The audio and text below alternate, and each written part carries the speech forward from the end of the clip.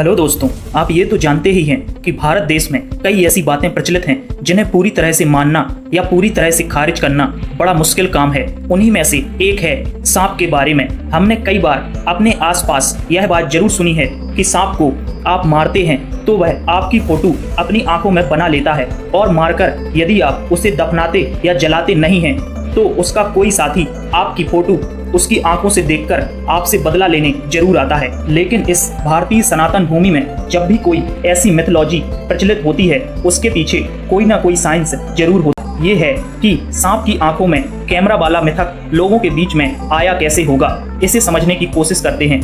जब भी कोई इंसान किसी मरे हुए सांप की आंखों में अपनी फोटो देखने उसके पास जाता है तो उसे अपना ही चित्र सांप की आंखों में दिखाई दे सकता है। ऐसा इसलिए होता है क्योंकि सांप की पलकें नहीं होती, इसलिए मरने पर उसकी आंखें खुली ही रहती हैं। अब आप कहोगे कि ये बात तो ठीक है, फिर सांप को मारने के बाद जलाना या दफनाना क्यों जरूरी होता है? ऐसा इसलिए होता है क्योंकि सांप के मरने के बाद भी कई घंटों तक उसका जहर घातक होता है। ऐसे में कोई अन्य व्यक्ति या जीव उस जहर के संपर्क में ना आए, इसके लिए उस सांप को जलाने या दफनाने की बात कही जाती है। तो दोस्तों, इस मैथोलॉजी के पीछे यह छोटी सी साइंस थी। यदि